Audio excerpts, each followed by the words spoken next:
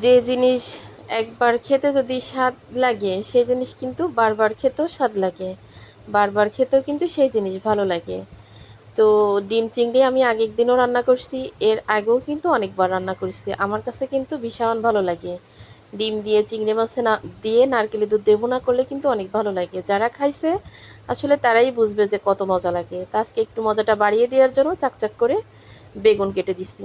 একটা বেগুন মনে হলো যে কেটে দিই চাকচাক করে। তো যেহেতু আমার চিংড়ি মাছ হচ্ছে 5টা, আর ছিল না, 5টাই ছিল।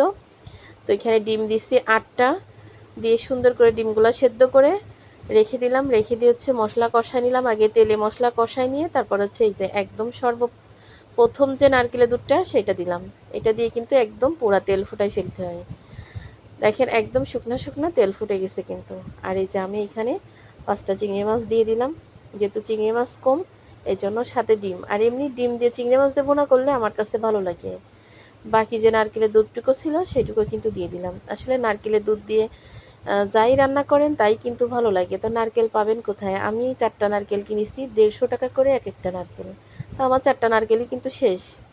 ইঁচড় খাইছি একদিন, ডিম চিংড়ি দিয়ে বোনা খাইছি একদিন, আজকে রান্না করলাম আর একটা, এই 3টা গেছে। আর একটা দিয়ে বিকালে তাল পিঠা বানাবো, তাহলে পুরাটাই শেষ। আর একটা জিনিস খেয়াল করেন, আজকে কিন্তু আমি ডিম ভাজি না করেই কিন্তু রান্না করলাম, ডিম ভাজি করিনি, ওইভাবেই রান্না করলাম। তো এইখানে 5টা ডিম দিয়ে 5টা চিংড়ি মাছ দিয়ে একসাথে রান্না করলাম।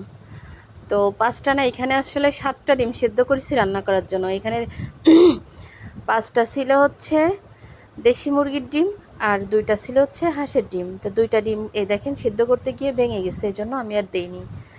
ছেলেকে বললাম একসাথে খেয়ে ফেলো, তরকারিতে দিলে এমনিই ভেঙে যাবে। আর হচ্ছে এখানে মাছ ভাজি করলাম, আলু ভাজি করলাম। দুপুরে এই গরমে আর এর থেকে বেশি কিছু রান্না করতে ইচ্ছা করলো না।